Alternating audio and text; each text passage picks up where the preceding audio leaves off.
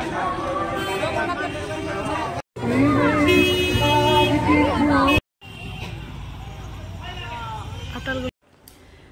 Evening, কেমন আছো তোমরা? আশা করছি প্রত্যেকেই ভালো আছো। তার আগে বলি শুভ রথযাত্রা। আমিও এখন যাবো। দেখেছো কি ভুল টুল বলছি গো, ওই ভুল হয়ে যায়, কি করবো, ভুল ত্রুটিগুলো ক্ষমা করে দিও। আমিও এখন বেরোবো মেয়েটার হাত ধরে। আমাদের কালীগঞ্জ বাজারে ছোট্টখাট্ট একটু রথের আয়োজন হয়, সেখানে যাব। আর সেই সাথে হালখাতা আছে, একসাথে হালখাতা করে মেয়েকে একটু রথের দড়িটা টানিয়ে তারপরে বাড়ি আসবো। তোমাদের দাদা আজকে নেই তো, না হলে একটু শিবরালি মঠে যেতাম, সেখানে খুব ধুমধাম করে বড় করে রথ উৎসব হয়। চলো তাহলে দেখতে থাকো প্রতিদিনের মতো। যারা আমার সাথে আছো তারা আজকেও আমার সঙ্গ দাও। চলো আমার সাথে, চলো তোমাদের একটু রথ দেখিয়ে নিয়ে আসি।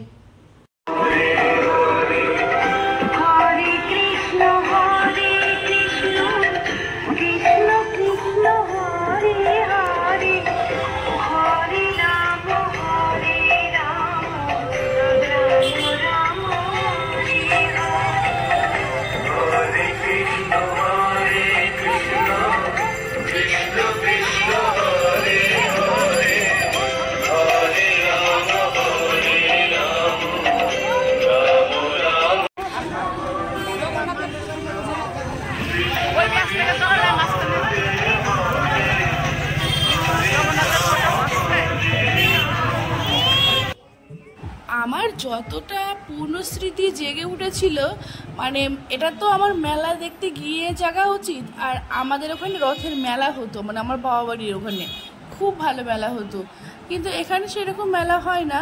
কিন্তু ওই যেইটুক হয় সেইটুকুই তোমাদের সাথে শেয়ার করছি। আর এই যে দেখছো, এটা কিন্তু আমাদের কালীগঞ্জ বাজারের রথ উৎসব। আর একটু আগে যেটুক দেখলে তোমরা, মানে যেটা দেখলে তোমরা, সেইটা হচ্ছে পাশের গ্রামের, কিন্তু আমাদের বাজারে প্রত্যেক গ্রামের রথই আনা হয়। তারপরে মেয়ে বলল পাঁপড় খাবে। আমি বললাম ঠিকই তো, রথের মেলায় আসবে, পাঁপড় খাবে না, জিলিপি খাবে না, এটা হয় নাকি? সেই সাথে আইসক্রিমও কিন্তু খেতেই হবে। তারপরে এই পাঁপড় নেওয়ার জন্য দাঁড়িয়ে পড়লাম। বুঝতেই পারছো যে আমার গলাটা পুরো শেষ গো বন্ধুরা, পুরো শেষ। অনেক কষ্টে ভয়েস দিচ্ছি। এই ভিডিওটা আরো আগে আপলোড করা হতো। আরে সকাল থেকে এতটাই শরীরটা ম্যাচ করছিল না, আর গলার কথা তো বুঝতেই পারছো। আচ্ছা, তোমাদের কিন্তু সাউন্ড একটু প্রবলেম হতে পারে, প্লিজ তোমরা একটু অ্যাডজাস্ট করে নিও, এই সমস্যাটা হবে না।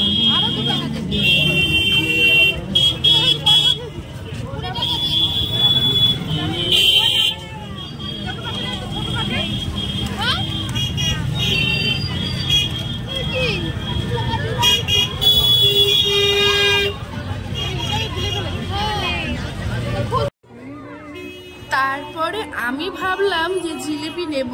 আমার তো বরমশাই বাড়িতে নেই, জিলিপি ও আর আমার দেওর খায়।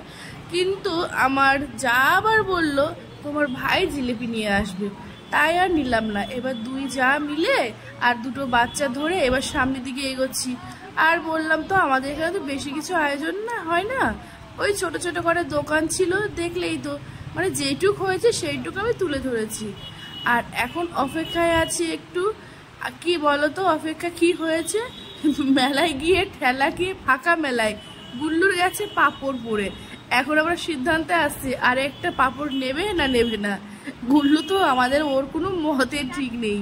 তারপরে ওকে বুঝিয়ে সুঝিয়ে নিয়ে চলে আসলাম আমি বাজারে। এসে আমার একটা কসমেটিক্স দোকানে দরকার ছিল, সেখানে ঢুকলাম। আর পিঙ্কি চাউমিন নেবে বলে দাঁড়িয়ে পড়লে রেস্টুরেন্টের সামনে। আর আমি এই তো এসে একটা নেল পালিশ আর টিপ ফুরিয়ে গেছিল, টিপ নিলাম একটু বড় সাইজের। কি বলতো আমার না একদম বড় সাইজের টিপ নেই, সবসময় ছোট পরি তো। আর এই যে বলেছিলাম না হালখাতা আছে, এই যে এখন আমি প্রবেশ করছি হালখাতা করতে। ওই যে প্রমিলা জুয়েলার্স, দুদিন আগেই কিন্তু বলেছিলাম যে হালখাতা আছে একটা, আর ব্লকের শুরুতেও বলেছিলাম। দেখেছো ভিড় কত? আমি যখন গেলাম না তখন এতটা ভিড় ছিল না, কিন্তু ওই হালখাতা করে ব্যাগ টেনে নিয়ে কে ঘুরবে, এই কারণে তখন আমি গেলাম না। আর এই জুয়েলার্স কিন্তু আমারই বাড়ির সামনে, মানে আর দুটো তিনটে বাড়ি পার করলেই আমার বাড়ি। আজ আমার ক্যামেরাম্যান আমার সাথে আছে, মানে আমার যা পিঙ্কি, ও আমার পরম বন্ধু, ও আমারই বন্ধু, দুটোই আমার। মানুষের যাই যাই সম্পর্কটা অনেকেরই দেখি তিক্ততায় ভর্তি থাকে, কিন্তু আমাদের দুজনের না সম্পর্কটা খুবই মধুর। ও আমাকে ক্যামেরাতে যতটা হেল্প করে না, ততটা হেল্প আমার হাজবেন্ডও করতে পারে না।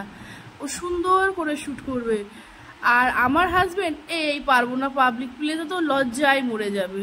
তাই তো আমি হাসতে হাসতে বললাম, তুই তখন থেকে আছিস। কম যাই গো, আমরা যাই শিমুরালি মঠে, ওখানে খুব বড়ভাবে রথটা হয়, কিন্তু এবার তো যাওয়া হলো না।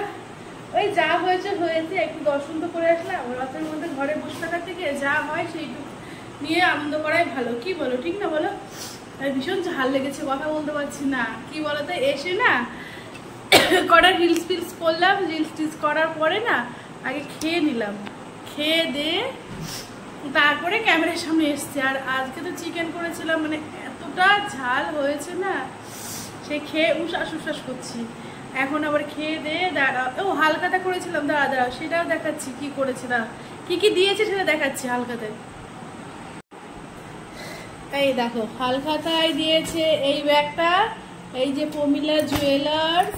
আমি এখান থেকেই গত 5 বছর ধরে গয়না ঠয়না সব এখান থেকেই বানাচ্ছি।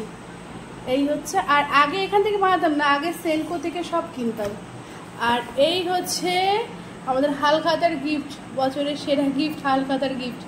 আর এই দেখো এখানে কি কি দিয়েছে দেখেছো?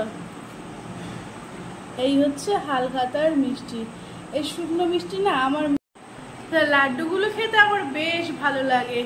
তাহলে খাওয়া দাওয়া হলো, পরের দিন আবার মেয়ের স্কুল আছে। আর ব্লগটাও আর লং করছি না, তোমাদের বিরক্ত করছি না। আচ্ছা, তোমাদের যদি ব্লগ ভালো লাগে, যদি বিরক্ত ফিল না হয়, তাহলে একটা কমেন্ট করো, তাহলে বুঝতে পারবো যে আমার কাজ তোমাদের ভালো লাগছে। আর যদি ভালো না লাগে তাহলে কমেন্ট করবে না, এটা বুঝতেই পারি। তখন যখন কমেন্ট পাই না, তখন কিন্তু আমি বুঝতেই পারি যে হয়তো আমার কাজটা তাদের ভালো লাগছে না। এই দেখো গলার কি অবস্থা গো, তার মধ্যে আবার কোল্ড ড্রিঙ্কস খেলাম, কি করবো, গরমও যে ভীষণ লাগে। যাই হোক, অনেকটাই গল্প করলাম, আর দেখলেই তো সমস্ত কিছু কি করলাম না করলাম। আগামী দিন আরও অনেক অনেক ব্লগ শেয়ার করব, কারণ কি বলতো, ভালো না লাগলেও না ব্লগ করা একটা অভ্যাসে দাঁড়িয়ে গেছে। ভালো লাগে গো তোমাদের সাথে এই মুহূর্তগুলো শেয়ার করে, যখন সুন্দর সুন্দর কমেন্ট আসে তখন আরও ভালো লাগে, বসে বসে আমি রিপ্লাই দিই। আচ্ছা, আর গল্পটা বাড়াচ্ছি না, অনেক কথায় কথা বাড়ে। এখনকার মতো ব্লগটা এখানে শেষ করছি। ভালো থেকো তোমরা সকলে, সুস্থ থেকো, আবার খুব শীঘ্রই দেখা হচ্ছে।